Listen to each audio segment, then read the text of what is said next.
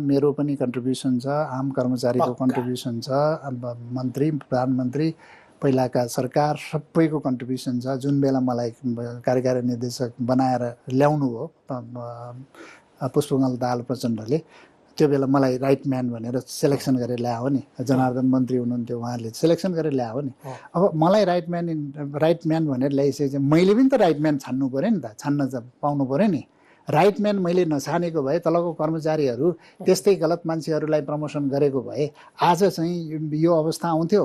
त्यो संस्था चलाउने भनेको त अब 10 तहसम्मको सरुवा चाहिँ अहिले सबै चाहिँ बोर्डले गर्ने भनेर ल्याउनु छ। सम्पूर्ण प्राधिकरणको चाहिँ एमडीको अधिकार चाहिँ बोर्डमा ल्याउने भन्नुहुन्छ। अब मन्त्री कार्यकारी भइदिए भइहाल्यो नि त। एमटी त्यो त मन्त्री बुझ्नु पर्यो, त्यो चाहिँ उहाँ पदेन अध्यक्ष हो क्या, पदेन अध्यक्ष हो। अधिकारलाई डेलिगेसन गर्ने होइन कि अधिकारलाई केन्द्रीकृत गर्न खोजेपछि त त्यो संस्था त डुब्छ। त्यो मैले गर्न नदिएकै हो, मैले जथाभावी सरुवा हुँदैन भनेकै हो। किनभने गलत मान्छेलाई गलत ठाउँमा राख्यो भने त्यो संस्था डुबिहाल्छ, एकैछिनमा डुब्छ नि, होइन? त्यो चेन अफ कमान्ड मेन्टेन गर्नुपर्छ, होइन? चेन अफ कमान्डमा बसेको छ मेरो कर्मचारी साथीहरू, चेन अफ कमान्ड बिगार्न खोज्नुभयो उहाँहरूले, होइन? मन्त्रालयमै डिएमडीहरू डाइरेक्टरहरूलाई बोलाएर यो कुलमान घिसिङले भनेको नमानिदिनुहोस्, हाम्रो चाहिँ चेन अफ कमान्ड बसिदिनुहोस् भनेर त सचिव, अहिलेको सचिव र मन्त्रीले भनेको होइन। यी अहिले हाम्रो डिएमडीहरूलाई सोध्नुहोस् न, होइन? यस्ता तालले संस्था बच्छ कि मलाई हटाउनु पर्यो, अर्को एमडी ल्याएर उहाँहरूले भन्ने कुरा राम्रो हुनुहुँदो रहेछ नि त। 6-6 स्पष्टीकरण सोद्धा पनि तपाईँ मरे नछोड्ने, कति चाम्रो भएको त। होइन, मैले संस्थाको हित, यो राज्यको लागि मैले छोड्नु हुँदैन भन्ने मैले बुझेँ। मैले छोड्यो भने भोलि यो बिगार्छ, बिग्रिन्छ भन्ने लागेर मैले नछोडेँ। यो किन पिपिए उ गरेन भने यो आइपिपीहरूलाई सोध्नु न, यो पिपिए किन भएन? यो उहाँहरूको इस्युहरू छन्, आरसिओडीदेखि के इस्युहरू छन्, त्यो बोर्डले नीतिगत निर्णय गर्नुपर्ने होइन। बोर्डमा चाहिँ 2 महिना 3 महिनासम्म बोर्डै नबस्ने, भएको निर्णय पनि दुईटा निर्णय उहाँले आफैले चाहिँ रद्द गरिदिने, होइन? उल्टो मलाई बोर्डको निर्णय लागू गरेन भन्ने।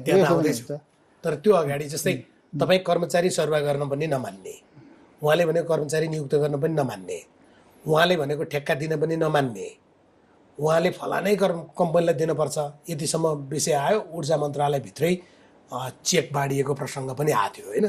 त्यो मेरो अन्तर्गत थिएन, अन्तै थियो ऊर्जा मन्त्रालयमा। म ऊर्जा मन्त्रालय नै भनिरहेको छु नि। त्यसो भएर तपाईँ चाहिँ मन्त्रीले दिएको निर्देशन तपाईँलाई दबाब लाग्यो, त्यो गैर कानुनी थियो, त्यो भएर मान्नु भएन? यस्तो, म रहेसम्म विद्युत प्राधिकरण अहिलेको अवस्थामा आउनुमा पराकाष्ठ थियो नि, होइन? अहिले त त्यो त निरुत्साहनको एउटा काम थिएन, शान्ति चाहिँ थियो है, अहिले शान्ति भएन। अहिले प्राधिकरणभित्र भएर सबै हात खुट्टा सबै बाँधेर अनि सबै थ्रेट दिएर, होइन, अपमानित गरेर, निरुत्साहित गरेर राजीनामा गरोस् भन्ने लाइनमा दबाब र विभिन्न किसिमको थ्रेट दिने, विभिन्न किसिमको चाहिँ प्रेसर गर्ने र बोर्डमै चाहिँ मैले नोट अफ डिसिसन लेख्नुपर्ने विषय आयो। नोट अफ डिसिसन लेखेँ, अदालतले त्यो प्रमाणित गरिदिनु भयो त्यो विषय चाहिँ गलत छ भन्ने त स्टे अर्डर आयो, होइन? भनेपछि यो विषयहरू प्राधिकरण 9 महिना कसरी गुज्रियो? प्राधिकरणभित्र चाहिँ कर्मचारी सरुवाको कुरा गर्नुहोस्, यो विषयहरू अर्को एउटा समयमा भनौँला भन्नुभएको छ, त्यो गरौँला, होइन? तपाईँ जस्तो मान्छेको त आत्मवृत्तान्त आउनु जरुरी पनि छ, आउला, होइन? अहिले अलिक उमेर भएको छैन सरबाट धेरै देशले चाहन्छ। तर यो 9 महिनामा जस्तै तपाईँलाई अल्टिमेट उहाँहरूले चाहेको त यो राजीनामा दिएर जाओस्, हामीले हटाउन नपरोस् भन्ने थियो, त्यो त सबैले बुझाएको छ। त्यसका लागि चाहिँ आधा दर्जन त स्पष्टीकरण, आधा दर्जन 6वटा स्पष्टीकरण कहिले हुन्छ? 6वटा स्पष्टीकरण एउटा व्यक्तिको माथि सुरुदेखि 15 बुँदे, 6 बुँदे, 7 बुँदे, 1 बुँदे, 3 बुँदे, फेरि 9 बुँदे, कतिचोटि, होइन? तर टेर्नु भएन, होइन? टेर्नु भएन, होइन?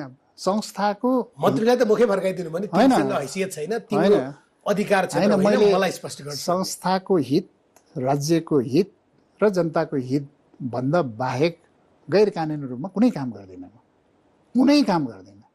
जसले जसुकै भन्नुहोस्, त्यो मेरो स्ट्यान्ड हो। मैले छोड्नु पऱ्यो भने जहाँ गरे पनि म त्यही हो।